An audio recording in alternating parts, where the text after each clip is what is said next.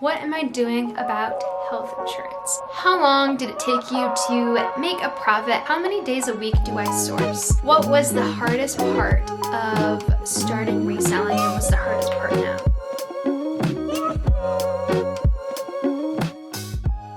Hey, what's up guys? Welcome back to my channel. If you're new here, I am an online fashion reseller selling on Poshmark, eBay, and Mercari. Today I'm doing a Q&A video where I'm answering all of your questions that you left me on my previous video and then also on Instagram. If you love this video, please give it a thumbs up and hit subscribe so you don't miss any more reselling content with me. Okay, here are my questions.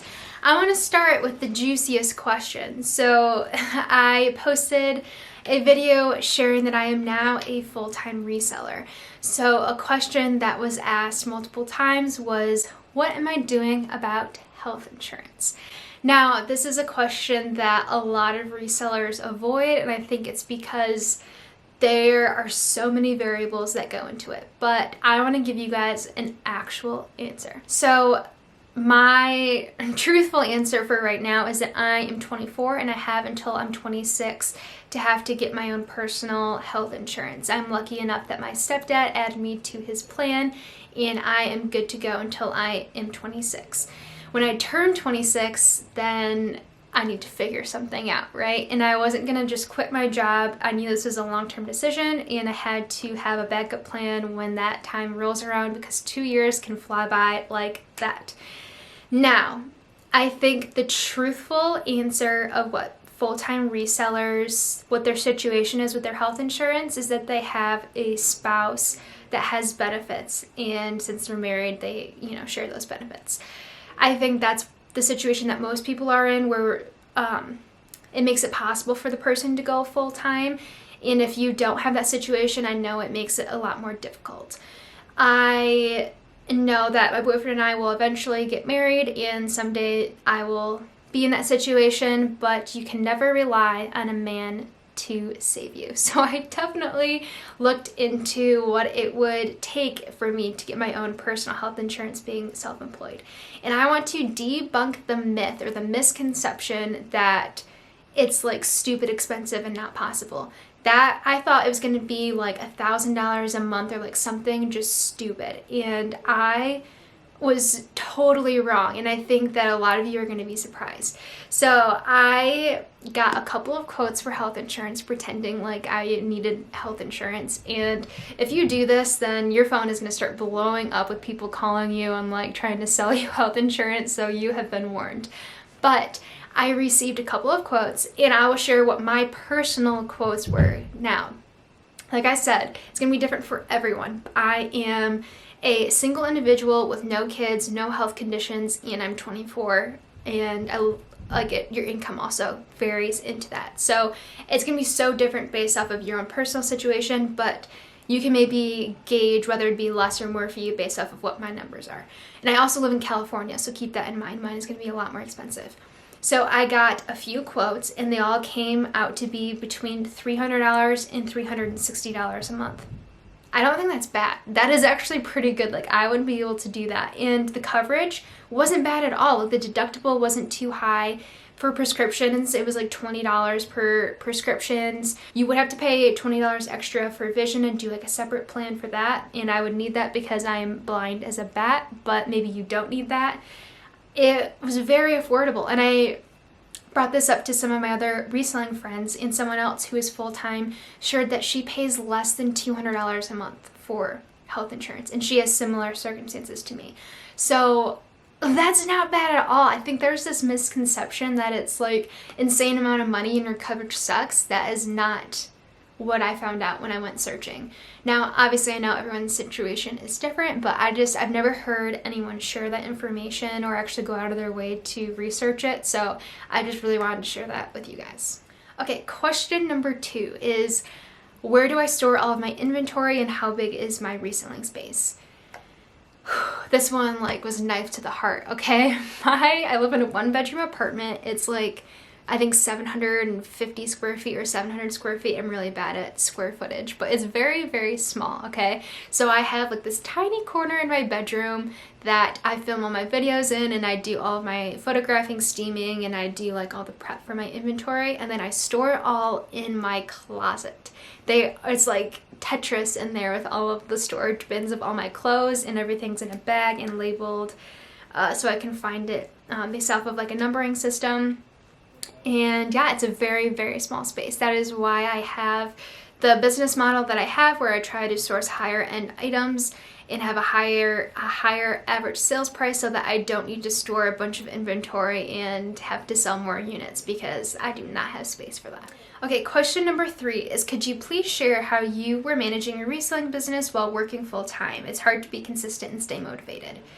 Trust me, it is so hard. Oh my gosh, especially when you are watching content of full-time resellers and you try to compare your numbers and your success to them, and it's just so not comparable. So first of all, I recommend following part-time resellers to kind of gauge your expectations and know that you're not alone with the numbers that you have, and that you're doing amazing with the situation that you are in. And you don't need to be full-time to be successful. Tips for motivation, I just try to remember my why. I don't think anyone is 100% motivated all the time, especially when you have to do the crappy reselling tasks.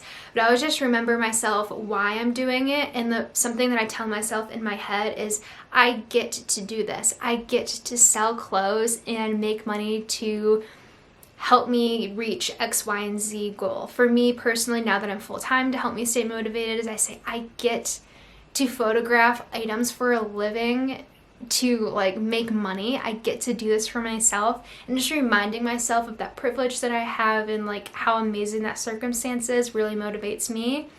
When I had a job, I was just thinking like, I get to do this to pay off my student loan, or if I don't get X number of listings done, I won't make enough money to reach this goal, to pay off my loan, to pay off or to save money, to, I don't know, whatever your why is. So just remembering that and using that and like kind of like having a mantra for yourself, I think is really helpful. You can't be consistent all the time. There's also, you know, there's phases in life where it's meant for rest, and there's phases of your life where you're meant to like grind it out, and you need those periods of rest in order to have the grinding out moments. No one can grind it out 100% of the time and have that be their life all the time. In life, you're meant to have times of rest and times to push, and that's okay. Just remind yourself of that. Okay, the next question that I really like is, do you have a lot of clothes for yourself, or do you find that reselling kind of makes you a minimalist? So to answer that question, I think I definitely have shifted more to being more minimalistic, and I think I actually own less clothes now, which might seem a little bit crazy, but I think it's because when I go shopping and I'm like finding all these cool things, I do try a lot of it on, and so through that I'm like seeing a lot of different styles and different things, and I've kind of realized more what my personal style is, what flatters me, what like brings me joy when I put it on, what's I don't know, just like things that I like. And I think I've really honed in more into what my personal style is, and I've looked in my closet and reflected on it and being like, I hate half of this. Why do I still have this? And now that have like the reselling processes, and like I could just add some of my clothes to that and sell a lot of my clothes. So I've actually gotten rid of a lot of things and sold things, or like traded them into the buy sell trade store, and worked to really, if I find something while I'm sourcing that I think is like would really fit into what I'm like looking for in my own personal closet, I pick it up and add for myself, but it's got to be something that I'm like over the moon about. And usually when I bring something into my closet, I take something out and I sell something. And that's not necessarily something that I like am very rigid about, but it just kind of happens naturally. So I have less clothes in my closet, but I feel like I have more things to wear because I've really kind of focused in on what I like to wear, and I have kind of like a curated closet of like neutrals is like my color, so like everything kind of matches. So I feel like I have so many things that I can wear now because I don't know, it all brings me joy, if that makes sense, but I actually have less. Okay, this next question is, will I move to other parts of California or will I stay in Southern California? I'm definitely not leaving Seller, California. There's no reason for me to, and also my boyfriend's job is here. I don't think we'll stay in California for the rest of our lives, mainly because of the cost of living. Like, buying a house here is like literally just stupid. And our family is far away, so I don't think we'll stay here forever, but I have absolutely no idea the timeline of any of that or where we will go next. Okay, have I had any bad experiences on Mercari, returns on Mercari? I don't really love Mercari. I make like really no notable amount of sales on Mercari. I probably make like anywhere from $100 to $500 a month on Mercari, so it's not something that I really pay much. I don't really spend any time onto it. I just cross list, and if it sells, it sells. I don't really like send offers or anything. I've never had a bad experience though. All of my buyers have been great. I've gotten 5 stars and everything. I've never had a return. I don't know. I have no complaints. I've never had a bad experience. I just don't make a lot of sales there, and I don't know. I just don't really have an interest in it. How long did it take you to make a profit after starting reselling? Like a week. I mean, I first started selling a couple of things for my own personal closet, and then I went to Goodwill and I maybe spent like $40, and I sold those things in like maybe, I don't know, let's just say 2 weeks. Like, with reselling, you really can become profitable right away, especially if you start with things in your own closet. And definitely when you're starting, you start at the thrift store where things are cheaper and you're like willing to kind of like take risks and stuff. So yeah, I became profitable. You know, you can become profitable the next day if it sells the next day. So definitely the barrier to entry is very low with reselling, which I love. This next question is, how many days a week do I source? I source in person about 1 time a week, and then I'm trying to source online every day, searching for deals. Maybe I don't purchase something every day, but I'm trying to get in the habit of spending at least an hour a day searching ThreadUp, The RealReal, Nordstrom Rack, other online platforms for deals. And if I find something, then I will buy it, and if not, then I'll try again the next day. So that way I'm just kind of having a continuous influx of online inventory getting delivered. What was the hardest part of starting reselling, and what's the hardest part now? I think this question is super important. I think the hardest part when I was starting reselling was the capital, honestly. If I started reselling like knowing I was going to kind of make it a business and going like super hard and all in on it. So I wanted to like move fast and grow fast, and so I was sourcing a lot. And when you're sourcing a lot, then you're spending a lot of money. You don't have a lot of money to work with when you're first starting out. So it takes a lot of time to build up your capital in your bank account to have money to kind of play with and move around with. And so I know it's like a lot of people want to have a high average sales price kind of business model and pay up for items, but it takes a while to build up to be able to do that, because you need money to spend more money to make more money. So it definitely took me like 4 months. Like, I'm like just now at the point where I have enough capital where I don't like, it doesn't affect me as much to pay up for items, but it's hard and you want to grow super fast and you're super motivated, but it does take time. Sometimes you have to go slower and wait it out, and just time is your best friend, and it does take time to be able to grow your business. I personally also didn't want to go into debt, like credit card debt or anything like that, so I wasn't willing to take on debt to grow my business faster, but if you wanted to, you definitely could do that. The hardest, and another thing too that was the hardest thing, like right along with that, is when I kind of exited the phase of being like a super newbie and I was like consuming content, just consuming so much content and learning that, like, that's so valuable and I learned so much.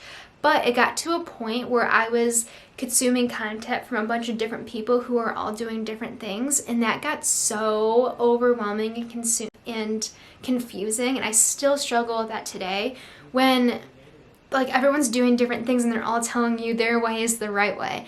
And I did like a post about this on Instagram. There are 101 ways to run a successful reselling business, and it all comes down to your circumstances, about like what you like to do, what's in your area, what you're able to do, and there's no right way. You can do whatever way works for you and has proven success, and just do you. Like, don't try to emulate what everyone's doing, because everyone's doing something different. I'd recommend maybe trying out, dabbling in different things, seeing where your strong suits are. I'm still kind of going through that.